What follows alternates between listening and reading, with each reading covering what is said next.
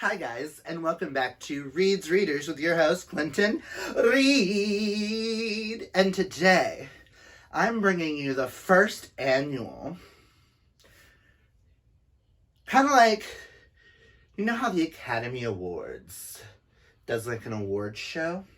I thought I wanted to talk about, this is my way of giving awards to books that I read this year.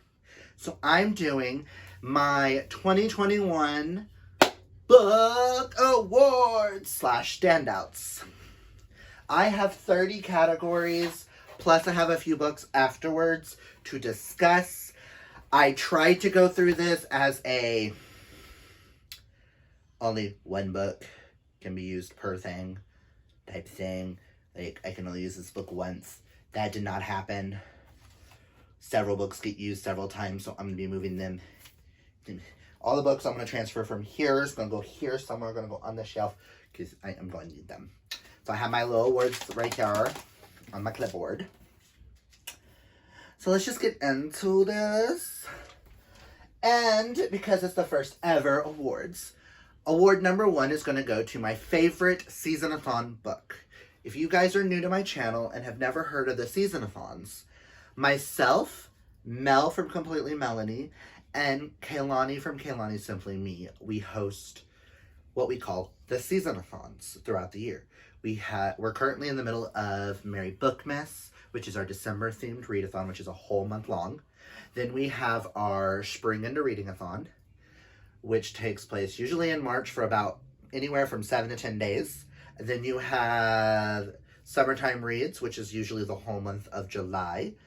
And then our Fall into Reading-a-thon, which is usually in September, anywhere from 7 to 10 days. So let's go over from last Bookmas, because I do my years from December to November. So I will always include the previous year's Bookmas book. But I'm going to show you the books that we read for Season-a-thon and tell you which one of them was my favorite overall. And don't get me wrong, every last one of our Season-a-thon books all got 5 stars. So this was one of the hardest categories for me to discuss. But for Merry Bookmas 2020, we read The Deceivers by Kristen Simmons. I actually binged through the whole series. This is a school for, for con artists, inspired by Norse mythology. For Spring into Reading-a-thon, we read A Semi-Definitive List of Worst Nightmares by Crystal Sutherland, which, facing your greatest fears, I'm going to sum them up in like a sentence, which really good, and I still need to read Crystal Sutherland's other 2 books. Then for Summertime Reads, we read 2 different books. We read The Serpent King by Jeff Zintner, which is one of my all-time favorite books. Slice of life, small town, dealing with things. All I'm gonna say. But still in my top 3 favorite books of all time. But because I had previously read it, I'm not counting it as my favorite of these. Just so you know. Because I feel like that'd be biased.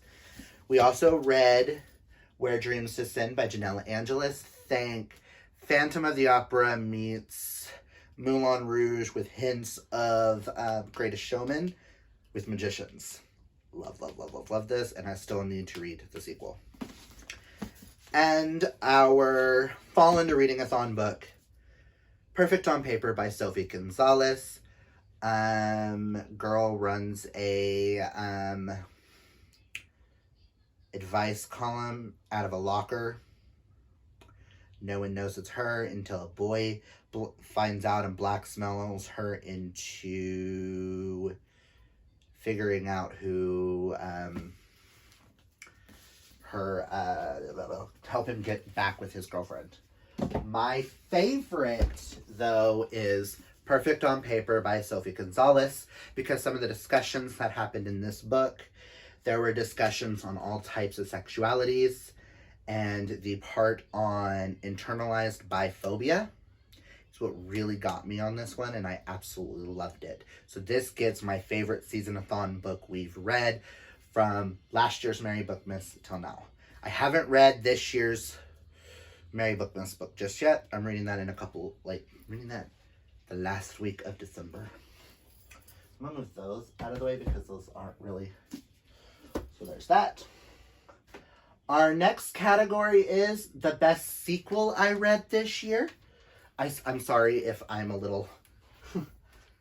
John said, let's do this here so that all I gotta do is look this way. So, it's my first time doing these awards, so next year I'm gonna do them again. I like the idea of these 30 awards, and I might keep them. But yeah. So my favorite sequel I read this year was Hawthorne Legacy by Jennifer Lynn Barnes, which is the sequel to Inheritance Games, which you will see further on in these awards. I'm not going to tell you much about this one. When we get to Inheritance Games, you'll understand.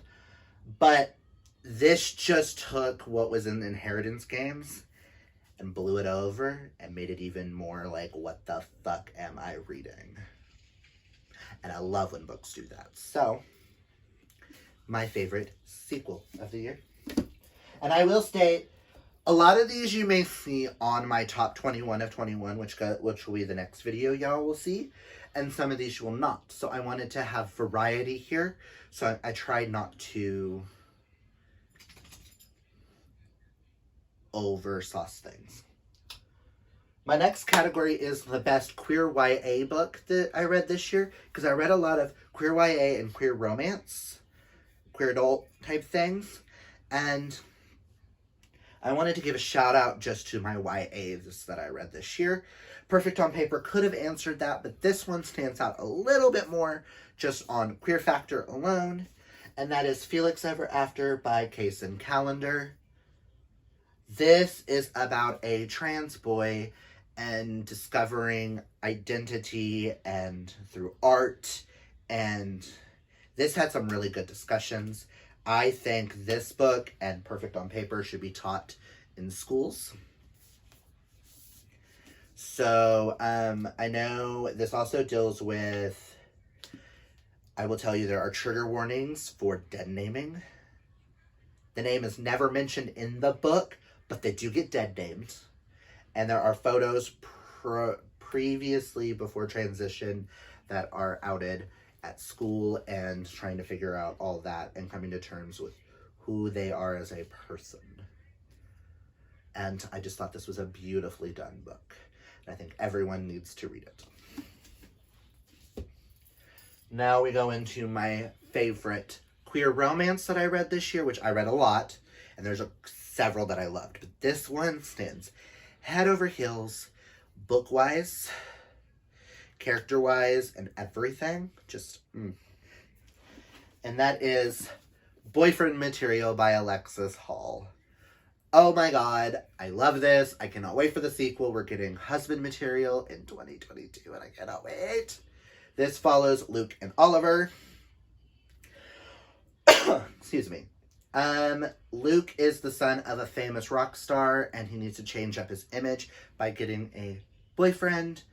And Oliver needs someone to go to his sister's wedding with. So they fake date, which we all know is my favorite trope of a time.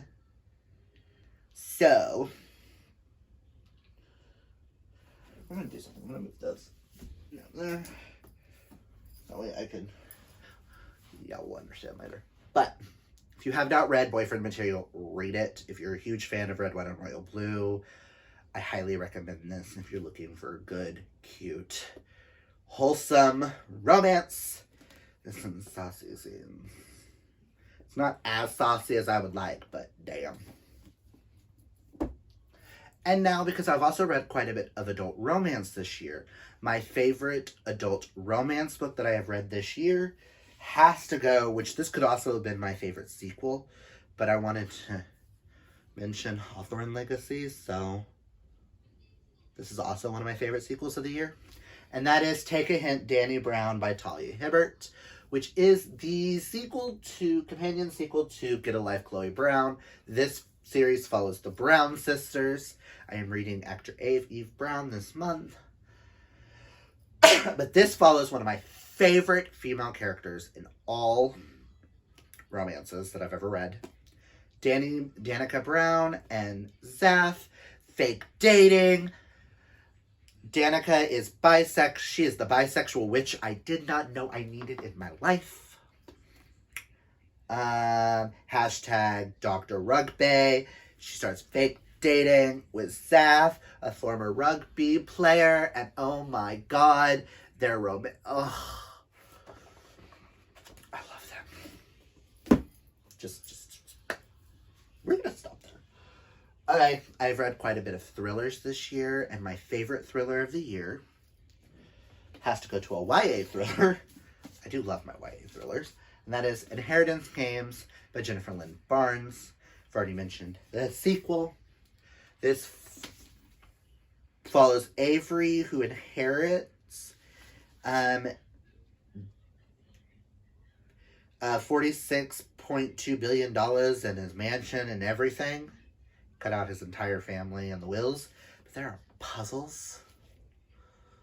If you have not read this, read it. Go into it a little bit blind. And it will blow your mind. Just blow your mind. This does not have another category. Cool. And my favorite middle grade of the year, which I think this book does not get enough recognition, goes to Amari and the Night Brothers by B.B. Alston. If you are a fan of books like Harry Potter, Nevermore, Trials of Morgan Crow, Percy Jackson, stuff like that, that's what this gave me vibes of. This follows Amari, whose brother goes missing and finds out that he works for a secret bureau, a secret society called the Bureau of Supernatural Affairs. So she joins them and is on the hunt for her brother. I love this, and I need the sequel like yesterday.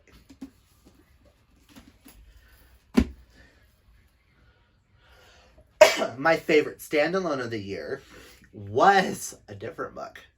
And then this one came into play, and I'm like, oh, this is maybe my favorite book of all time. But that is Under the Whispering Door by T.J. Clint. This follows Wallace and Hugo. Wallace passes away. Basically, I'm going to sum this up in one sentence. Ghost falls in love with their ferryman, but so much more. I'm going to leave it as that. Read it. All you need to know is that line alone. Go into it. Read it. It's queer. It's amazing. It's a warm hug. I bawled my eyes out. The discussions in this about grief and life and loving life to the fullest is just what we all need in this world. So, read it. My favorite graphic novel of the year, I've read quite a bit. And this is my place of, y'all know what's coming if you are new to my channel. And that is the Heartstopper graphic novel series by Alice Oseman. This follows Nick and Charlie as they go from being friends to falling in love to major important issues in their life. It's hard to sum up this. Just read it. It's cute. It's fluffy. It's everything you need. It tackles hard topics such as anorexia, OCD, going off to college, first-time loves, coming to terms with being bisexual, transgender. It deals with a lot of things. And the fact that this is just everything.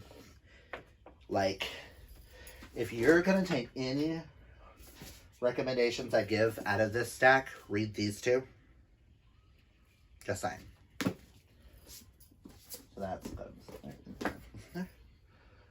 My favorite new series to me that I binged through, I loved. I buddy read these with Karina I do believe. Yes. A buddy read this series with Karina on Instagram.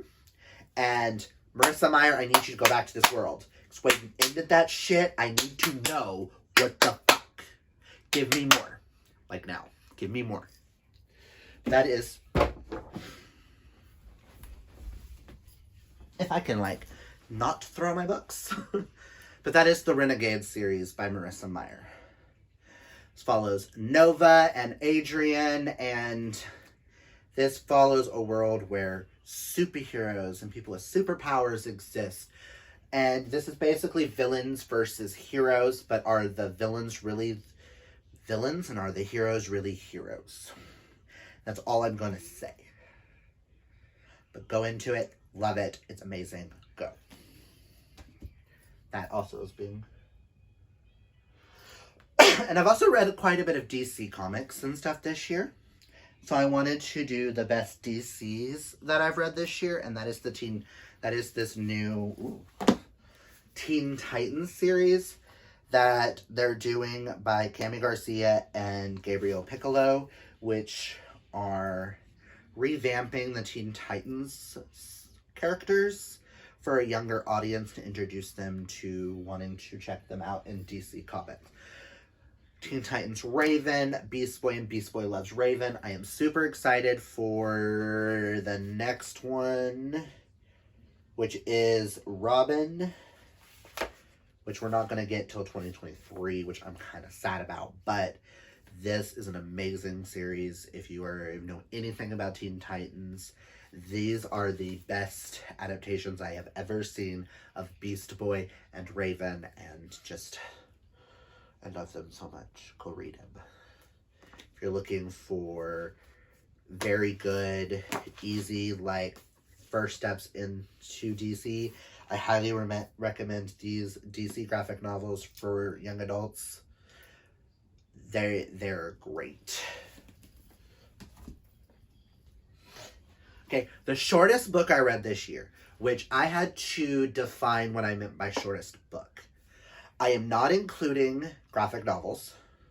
I am not including any of, like, the ebook things that I read on Alice Oseman's website, or any of the Heartstopper, like, tiny little bits that I counted on Goodreads, because they count to get me up there in numbers. So I went through novellas and everything else, and I realized that the shortest book that I read this year is This Winter by Alice Oseman, which only comes in at a little over, hold on,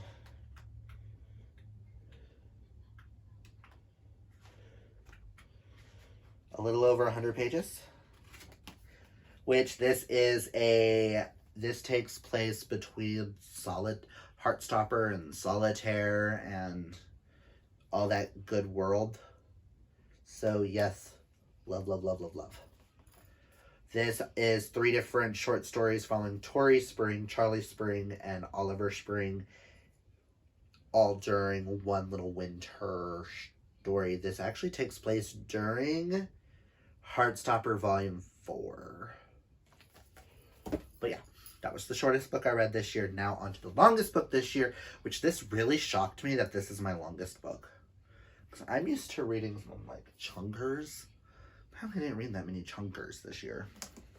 But my longest book of the year was House of Hades by Riordan, which everybody knows that has been following my channel and completely Melanie's channel. We are going through and reading all of Rick Riordan's works in a certain order.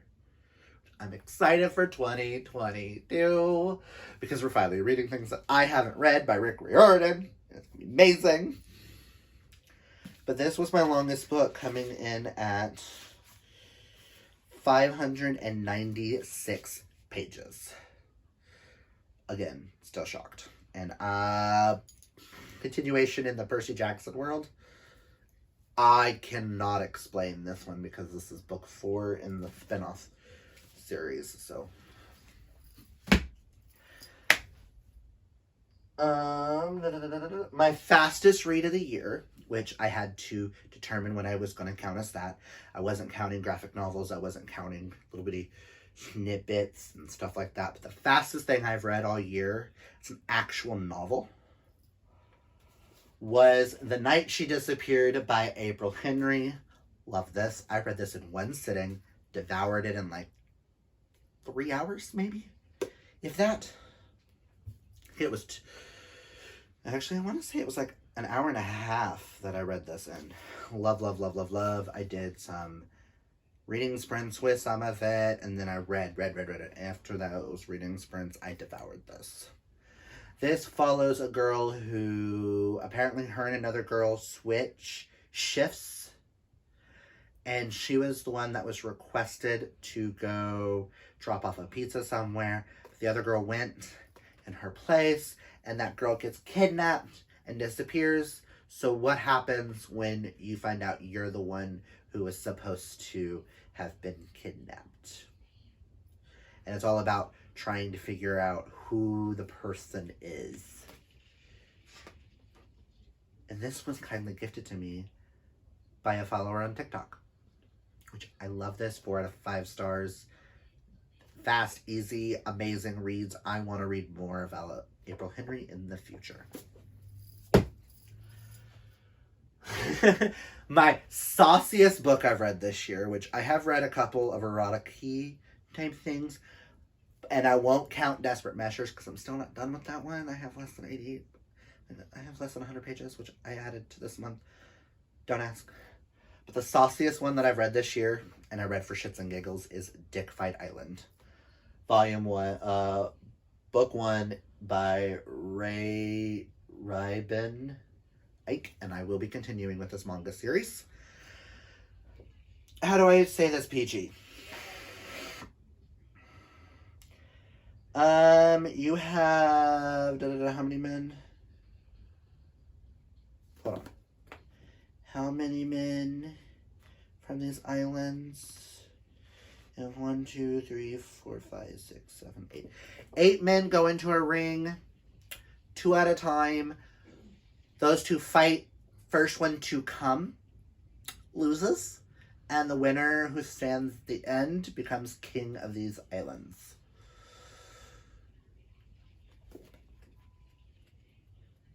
I think it's safe to show you this scene because everything's covered, but they have like weapons on their penises. But read it if you want some shits and giggles. That's all I'm really gonna say on that. The funniest book I read this year, I am at that one, right? Yes. I would say any of the books in this series. That is any of the books in the Bromance Book Club series. This series by Lisa K. Adams follows a group of men who read romance novels to better understand their women. I have not laughed as hard at a book series in my life. And they're amazing. I will not give you synopsises. All you need to know is that alone and go into it. Like, that's all I knew going into them. And this first one was kindly gifted to me by Karina, of course. Still haven't read the 4th one. When everybody else read the 4th one, we were buddy reading these. And I will get the 4th one read by the end of this year, guys. I promise. I promise. Okay, next is the cutest book that I read this year. And when I think cute, I think like wholesome and just made me feel happy. And I couldn't say anything other than the Check Please graphic novel series, which follows, what's his name? Follows Biddy, who is a former junior figure skating champion, vlogger extraordinaire, and a very talented amateur postier. But being a freshman on the Samwell University hockey team is a whole new challenge. Read them.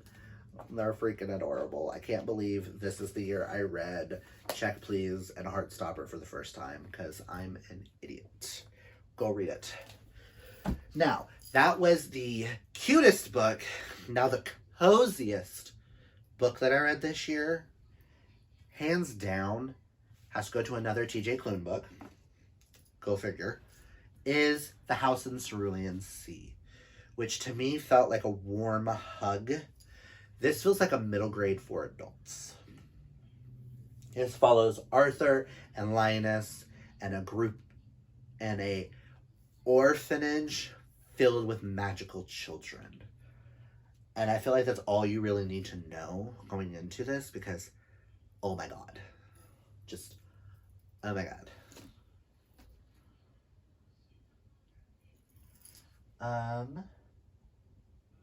My most surprising book of the year, and I say surprising in the fact of how much I ended up loving it. And I want to own multiple copies of this book. And that is The Invisible Life of Addie Larue by V.E. Schwab. This is my first V.E. Schwab book. I have not read anything else by V.E. Schwab yet. Plan on rectifying that next year. But this follows Addie Larue, who sells her soul to a devil to live forever, but she is cursed in the sense of after someone has a conversation with her and turns her back, they forget her, forget she ever existed. Until she meets a boy in a bookshop who remembers her name and remembers her. And this book was just everything, and I highly recommend it. Even though I know it's not for everybody, Sterling absolutely hates this book, and I absolutely love it. If you're also looking for really good bisexual representation with two main characters who are bisexual, it's very subtle, but it is talked about in this, so highly recommend. Again, I read a lot of queer. Deal with it. My most disappointing book of the year has to go to Ninth House by Leigh Bardugo. Me and a whole group of people were trying to buddy read this. I read the first 4 chapters plus the prologue and the first 4 chapters 5 times, and I still don't know what the fuck I read. So I DNF'd it after that. But I really gave this a gung-ho. This seemed like it was going to be everything, and it wasn't. So, unfortunately, it's getting unhauled, as y'all saw in my unhaul video. So that one can go back that way. My quickest DNF of the year, though, goes to 10th Girl by Sarah Faring. This writing style made me violently angry, and I will never talk about that book again on this channel. That's all you're going to get. Watch my unhaul video and understand. And and on that note as well, my lowest rated book of the year, because I finished it,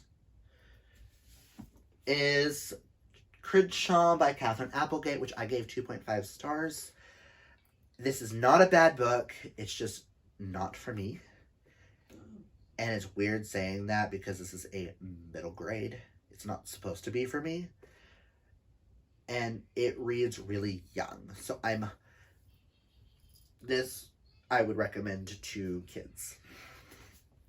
Bye-bye.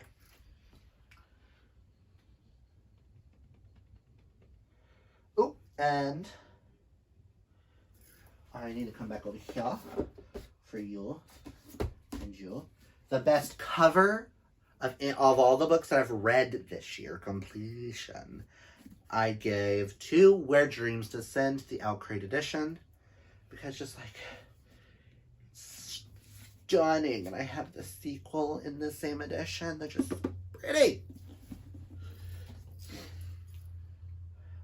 And my top 2021 release of the year, no surprise, goes to Under the Whispering Door by TJ Klune. And my favorite reread of the year should not be any surprise, seeing as I am currently hosting a read-along of one of my all-time favorite series. And that is Wolfsong! Because I cannot count Ravensong, because I did not get to it in November. just finished Raven Song last night, and I'm about to do our live show for Raven Song here in a minute. After I film and cook lunch. Gay werewolves. I don't. Love, love, love. I'm just going to say gay werewolves. Go read it. TJ Klune plus gay werewolves equals best thing ever. Now we're on to... Okay, I had TikTok FOMO with this book, and I wanted to mention it because I'm thinking about doing like a project next year of reading books that TikTok made me FOMO over. I know me and some friends are going to be reading Ice Planet Barbarians in January, which I never thought I would ever read, but it's going to happen. But I read because two of my friends on TikTok are in like a war on which is better, Twilight or Crave. And I am Team Crave all the way and need to continue on. If you want vampires, werewolves, dragons, witches, gargoyles, everything, read it. I read this book. I hate the main character, but I love this world. So read it. Alright, now we're on to favorite characters. Now, I chose 2 guys and 2 females. I tried to narrow it down to 1, but I can't not. These 4 kept popping in my head. So for the guys, we have Hugo from Under the Whispering Door and Arthur Parnassus from House in the Cerulean Sea. Both these guys I just love with all my heart. And they need more, like, hugs. And I kind of want Arthur to meet Hugo. I would like Linus and Arthur to meet Hugo and Wallace once, because that would be, like, the greatest table seating ever. Just saying. And for the girls, I have to go with 2 badass bitches, because that's what we are. By badass bisexual witch, Danica Brown, and my badass over here, Nova. I can't think of her last name, but Nova. These 2 bitches are fucking phenomenal and deserve to be mentioned over and over and over again. So, now we're on to favorite couples. I chose 2 gay couples and 2 straight couples. Do air quotes because you'll understand. For the gay couples, I chose Conrad and Alden from Conventionally Yours, but I will state also Book 2's couple as well is also just as good as them. But I also have to go back to Luke and Oliver. These 2 are my favorite queer couples in all of, like, in a romance novel. I don't really consider Under the Whispering Door and House in the Cerulean Sea, like, strictly romance. They're more speculative. While these are full-on out romance. And these 2 couples, I will die on this hill for these 2 couples. Just saying. Just saying. Just saying. Fight me. Fight me. And our straight couples, I will give 2 Liv and Mac from Liv Penderus and Braden Mack from Undercover Bromance, because they're my favorite couple in all of the bromance series. But then you've also got to go back to Danica and Zaph, because it's Danica and Zaph. I don't know what to tell you. It's Danica and Zaph. And my last award goes to my favorite new-to-me author that I have read quite a bit of their works this year. And no, not TJ Klune, because I don't count that because I was introduced to TJ Klune last year. But I have to go to Alice Oseman. Everything by Alice Oseman I have read, I have loved. Alice Oseman. Now, I have 3 other standouts to talk about. Books that do not make my top of 2021 because they were not 5 stars. And didn't quite fit into any of these categories. So I want to mention, speaking of Alice Oseman, is Radio Silence by Alice Oseman, which follows Francis and Alid. Alid is actually from Heartstopper. He's one of Charlie's best friends. And a podcast, well, not quite a podcast, it's a YouTube kind of phenomenon. And the power of friendship in this is what... I went into this kind of blind and not knowing this in Solitaire, not knowing what those were about. Because Alice Oseman, I kind of want to go into everything kind of blind with like a little bit knowledge. What if everything you set yourself up to be was wrong? It's just, go read it. It's amazing.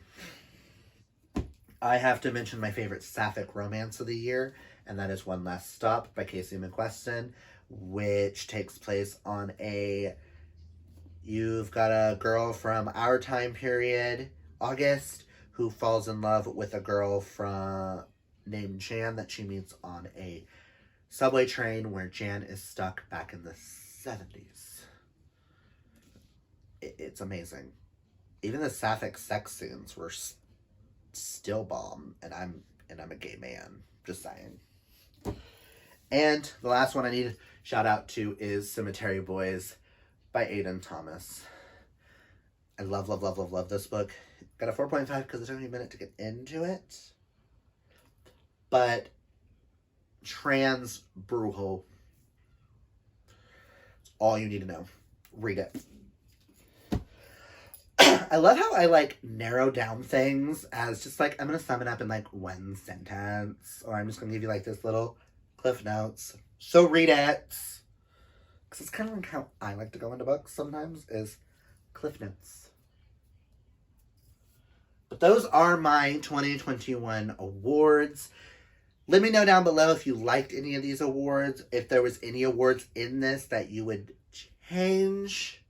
If you have any other awards that you think I would do better next year to incorporate, that'd be awesome. This was a new thing. If you liked this, let me know and I'll do it again every year.